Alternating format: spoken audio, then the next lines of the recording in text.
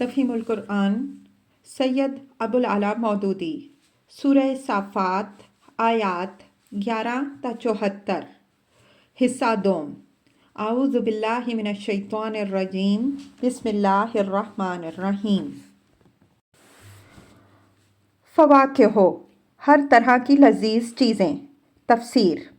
اس میں ایک لطیف اشارہ اس طرف بھی ہے کہ جنت میں کھانا غذا کے طور پر نہیں بلکہ لذت کے لیے ہوگا، یعنی وہاں کھانا اس غرض کے لیے نہ ہوگا کہ جسم کے تحلیل شدہ اجزاء کی جگہ دوسرے اجزاء غذا کے ذریعے سے فراہم کیے جائیں، کیونکہ اس ابدی زندگی میں سرے سے اجزائے جسم تحلیل ہی نہ ہوں گے۔ نہ آدمی کو بھوک لگے گی جو اس دنیا میں تحلیل کے عمل کی وجہ سے لگتی ہے، اور نہ جسم اپنے آپ کو زندہ رکھنے کے لیے غذا مانگے گا۔ اسی بنا پر جنت کے ان کھانوں کے لیے فواکہ کا لفظ استعمال کیا گیا ہے، جس کے مفہوم میں تعزیہ کے بجائے تلذذ کا پہلو نمایاں ہے۔ وَهُمْ مُكْرَمُونَ فِي جَنَّاتِ النَّعِيمِ، اور نعمت بھری جنتیں جن میں وہ عزت کے ساتھ رکھے جائیں گے۔ عَلَى سُرُرٍ مُتَقَابِلِينَ، تختوں پر آمنے سامنے بیٹھیں گے۔ يُطَافُ عَلَيْهِمْ بِكَأْسٍ مِّن مَّعِينٍ، شراب کے چشموں سے ساغر بھر بھر کے ان کے درمیان پھرائے جائیں گے۔ تفسیر۔ اصل میں یہاں شراب کی تصریح نہیں بلکہ صرف کاسن ساغر کا لفظ استعمال ہوا ہے، لیکن عربی زبان میں کاسن کا لفظ بول کر ہمیشہ شراب ہی مراد لی جاتی ہے۔ جس پیالے میں شراب کے بجائے دودھ یا پانی ہو یا جس پیالے میں کچھ نہ ہو اسے کاسن نہیں کہتے۔ کاسن کا لفظ صرف اسی وقت بولا جاتا ہے جب اس میں شراب ہو۔ چشموں، یعنی وہ شراب اس قسم کی نہ ہوگی جو دنیا میں پھلوں اور غلوں کو سڑا کر کشید کی جاتی ہے، بلکہ وہ قدرتی طور پر چشموں سے نکلے گی اور نہروں کی شکل میں بہے گی۔ سورہ محمد صلی اللہ علیہ وسلم میں اسی مضمون کو صراحت کے ساتھ بیان کیا گیا ہے۔ وَأَنْهَارٌ مِّنْ خَمَرٍ لَذَّةً لِّلشَّارِبِينَ، اور شراب کی نہریں جو پینے والوں کے لیے لذت ہوں گی، ان کے درمیان پھرائے جائیں گے۔ تفسیر۔ یہاں یہ نہیں بتایا گیا کہ شراب کے یہ ساغر لے کر جنتیوں کے درمیان گردش کون کرے گا۔ اس کی تفصیل دوسرے مقامات میں پر ارشاد ہوئی ہے۔ وَيَطُوفُ عَلَيْهِمْ غِلْمَانٌ لَهُمْ كَأَنَّهُمْ لُؤْلُؤٌ مَّكْنُونٌ، اور ان کی خدمت کے لیے گردش کریں گے ان کے خادم لڑکے ایسے خوبصورت جیسے صدف میں چھپے ہوئے موتی۔ الطور آیت 24۔ وَيَطُوفُ عَلَيْهِمْ وِلْدَانٌ مُّخَلَّدُونَ إِذَا رَأَيْتَهُمْ حَسِبْتَهُمْ لُؤْلُؤًا مَّنثُورًا، اور ان کی خدمت کے لیے گردش کریں گے ایسے لڑکے جو ہمیشہ لڑکے ہی رہنے والے ہیں، تم انہیں دیکھو گے تو سمجھو گے کہ موتی بکھیر دیے گئے ہیں۔ الدہر آیت 19۔ پھر اس کی مزید تفصیل حضرت انس رضی اللہ عنہ اور حضرت سمرہ بن جندب رضی اللہ عنہ کی ان روایات سے ملتی ہے جو انہوں نے نبی صلی اللہ علیہ وسلم سے نقل کی ہیں۔ ان میں بتایا گیا ہے کہ مشرکین کے بچے اہل جنت کے خادم ہوں گے۔ یہ روایات اگرچہ سنداً ضعیف ہیں، لیکن متعدد دوسری احادیث سے معلوم ہوتا ہے کہ جو بچے سن رشد کو نہیں پہنچے ہیں وہ جنت میں جائیں گے۔ پھر یہ بھی احادیث سے معلوم ہوتا ہے کہ جن بچوں کے والدین جنتی ہوں گے وہ اپنے ماں باپ کے ساتھ رہیں گے تاکہ ان کی آنکھیں ٹھنڈی ہوں۔ اس کے بعد لا محالہ وہ بچے رہ جاتے ہیں جن کے ماں باپ جنتی نہ ہوں، سو ان کے متعلق یہ بات معقول معلوم ہوتی ہے کہ وہ اہل جنت کے خادم بنا دیے جائیں گے۔ بیضاء لذۃ للشاربین، چمکتی ہوئی شراب جو پینے والوں کے لیے لذت ہوگی۔ لا فیہا غول، اس میں نہ ان کے جسم کو کوئی ضرر ہوگا۔ ولا ہم عنہا ینزفون، اور نہ ان کی عقل اس سے خراب ہوگی۔ تفسیر۔ یعنی وہ شراب ان دونوں قسم کی خرابیوں سے خالی ہوگی جو دنیا کی شراب میں ہوتی ہیں۔ دنیا کی شراب میں ایک قسم کی خرابی یہ ہوتی ہے کہ آدمی کے قریب آتے ہی پہلے تو اس کی بدبو اور سڑانت ناک میں پہنچتی ہے، پھر اس کا مزہ آدمی کے ذائقے کو تلخ کرتا ہے، پھر حلق میں اترتے ہی وہ پیٹ پکڑ لیتی ہے، پھر وہ دماغ کو چڑھتی ہے اور دوران सर लाहक होता है। फिर वो जिगर को मुतासिर करती है और आदमी की सेहत पर उसके बुरे असरात मुरतब होते हैं। फिर जब उसका नशा उतरता है तो आदमी खुमार में मुब्तला हो जाता है। ये सब जिस्मानी ज़रर हैं। दूसरी किस्म की खराबी ये होती है कि इसे पीकर आदमी बहकता है, औल फौल पकता है और अरबदा करता है। ये शराब के अकली नुकसानात हैं। दुनिया में इंसान सिर्फ सुरूर की खातिर शराब के ये सारे नुकसानात बर्दाश्त करता है। अल्लाह ताला फरमाता है कि जन्नत की शराब में सुरूर तो पूरी तरह का होगा, लज़्ज़तन लिश्शारिबीन, लेकिन इन दोनों किस्म की खराबियों में से कोई खराबी इसमें ना होगी। व इंदहुम कासिरातुत तरफ़ईन, और उनके पास निगाहें बचाने वाली खूबसूरत आंखों वाली औरतें होंगी। तफसीर, यानी अपने शौहर के सिवा किसी और की तरफ निगाह ना करने वाली। तफसीर, बईद नहीं कि ये वो लड़कियां हों जो दुनिया में सिने रुश्द को पहुंचने से पहले मर गई हों और जिनके वालिदैन जन्नत में जाने के मुस्तहिक ना हों। ये बात इस कयास की बना पर कही जा सकती है कि जिस तरह ऐसे लड़के अहले जन्नत की खिदमत के लिए मुकर्रर कर दिए जाएंगे और वो हमेशा लड़के ही रहेंगे, इसी तरह ऐसी लड़कियां भी अहले जन्नत के लिए हूरें बना दी जाएंगी और वो हमेशा नौखेज़ लड़कियां ही रहेंगी। वल्लाहु आलमु बिस्सवाब। कअन्नहुन्ना बैदुम मकनून, ऐसी नाजुक जैसे अंडे के छिलके के नीचे छुपी हुई झिल्ली।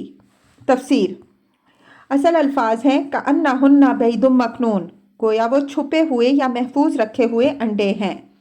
इन अल्फाज की मुख्तलिफ ताबीरात अहले तफसीर ने बयान की हैं, मगर सही तफसीर वही है जो हज़रत उम्मे सलमा रज़ी अल्लाह अन्हा ने नबी सल्लल्लाहु अलैहि वसल्लम से नकल की है।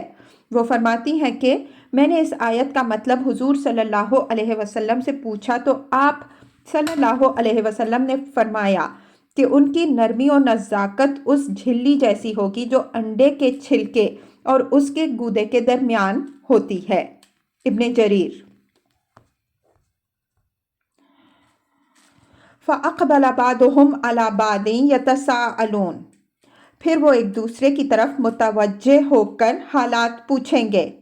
क़ाला क़ाइलुम मिनहुम, उनमें से एक कहने वाला कहेगा, इन्नी काना ली क़रीन, दुनिया में मेरा एक हमनशीन था।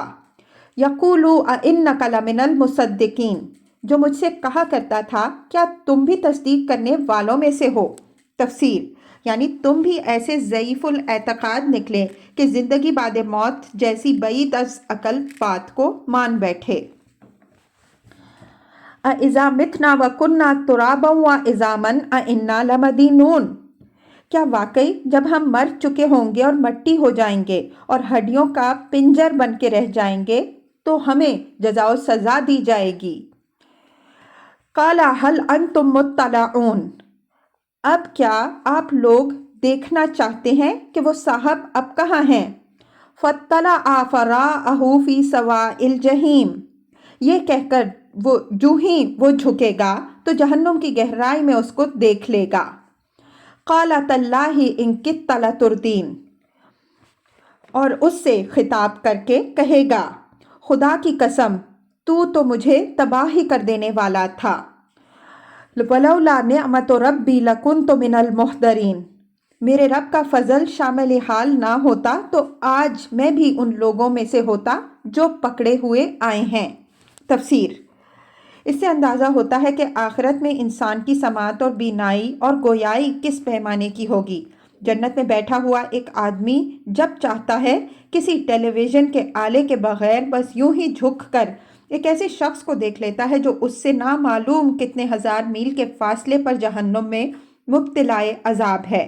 फिर यही नहीं कि वो दोनों एक दूसरे को देखते हैं, बल्कि उनके दरमियान किसी टेलीफोन या रेडियो के तवस्सुत के बगैर बराह रास्त कलाम भी होता है। वो इतने तवील फासले से बात करते हैं और एक दूसरे की बात सुनते हैं। अफ़मा नहनु बिमय्यतीन, अच्छा तो क्या अब हम मरने वाले तो नहीं हैं। इल्ला मौततनल ऊला, موت جو آنی تھی وہ بس پہلے آ چکی. وما نحن بمعذبین، اب ہمیں کوئی عذاب تو نہیں ہونا. تفسیر. انداز کلام صاف بتا رہا ہے کہ اپنے اس دوزخی یار سے کلام کرتے کرتے یکایک یہ جنتی شخص اپنے آپ سے کلام کرنے لگے گا، اور یہ 3 فقرے اس کی زبان سے اس طرح ادا ہوتے ہیں جیسے کوئی شخص اپنے آپ کو ہر توقع اور ہر اندازے سے برتر حالت میں پا کر انتہائی حیرت و استعجاب اور وفور مسرت کے ساتھ آپ ہی آپ بول رہا ہو. اس طرح کے کلام میں کوئی خاص شخص مخاطب نہیں ہوتا، اور نہ اس کلام میں جو سوالات آدمی کرتا ہے ان سے در حقیقت کوئی بات کسی سے پوچھنا مقصود ہوتا ہے، بلکہ اس میں آدمی کے اپنے ہی احساسات کا اظہار اس کی زبان سے ہونے لگتا ہے. وہ جنتی شخص اس دوزخی سے کلام کرتے کرتے یکایک یہ محسوس کرتا ہے کہ میری خوش قسمتی مجھے کہاں لے آئی. اب نہ موت ہے نہ عذاب ہے، ساری کلفتوں کا خاتمہ ہو چکا ہے اور مجھے حیات جاوداں نصیب ہو چکی ہے. اسی احساس کی بنا پر وہ بے ساختہ بول اٹھتا ہے، کیا اب ہم اس مرتبے کو پہنچ گئے ہیں؟ ان ھذا لہو الفوز العظیم، یقیناً یہی عظیم الشان کامیابی ہے. لمثل ھذا فلیعمل العاملون، ایسی ہی کامیابی کے لیے عمل کرنے والوں کو عمل کرنا چاہیے. اذالک خیر نزلا ام شجرۃ الزقوم، بولو یہ ضیافت اچھی ہے یا زقوم کا درخت؟ تفسیر. زقوم ایک قسم کا درخت ہے جو تہامہ کے علاقے میں ہوتا ہے. مزہ اس کا تلخ ہوتا ہے، بو ناگوار ہوتی ہے، اور توڑنے پر اس میں سے دودھ کا سا رس نکلتا ہے جو اگر جسم کو لگ جائے تو ورم ہو جاتا ہے. غالباً یہ وہی چیز ہے جسے ہمارے ملک میں تھوہر کے نام سے جانا جاتا ہے. انا جعلناھا فتنۃ للظالمین، ہم نے اس درخت کو ظالموں کے لیے ایک فتنہ بنا دیا ہے. تفسیر. یعنی منکرین یہ بات سن کر قرآن پر طعن اور نبی صلی اللہ علیہ وسلم پر استہزاء کا ایک نیا موقع پا لیتے ہیں. وہ اس پر ٹھٹھا مار کر کہتے ہیں، لو اب نہیں سنو، جہنم کی دہکتی ہوئی آگ میں درخت اگے گا. انہا شجرۃ تخرج فی اصل الجحیم، وہ ایک درخت ہے جو جہنم کی تہہ سے نکلتا ہے. طلعھا کأنہ رؤوس الشیاطین، اس کے شگوفے ایسے ہیں جیسے شیطانوں کے سر. تفسیر. کسی کو یہ غلط فہمی نہ ہو کہ شیطان کا سر کس نے دیکھا ہے، جو زقوم کے شگوفوں کو اس سے تشبیہ دی گئی. دراصل یہ تخیلی نوعیت کی تشبیہ ہے، اور عام طور پر ہر زبان کے ادب میں اس سے کام لیا جاتا ہے. مثلاً ہم ایک عورت کی انتہائی خوبصورتی کا تصور دلانے کے لیے کہتے ہیں وہ پری ہے. وہ انتہائی بدصورتی بیان کرنے کے لیے کہتے ہیں کہ وہ چڑیل ہے یا بھوتنی ہے. کسی شخص کی نورانی شکل کی تعریف میں کہا جاتا ہے کہ وہ فرشتہ صورت ہے، اور کوئی نہایت بھیانک ہیئت قضائی میں سامنے آئے تو دیکھنے والا کہتا ہے کہ وہ شیطان بنا چلا آ رہا ہے.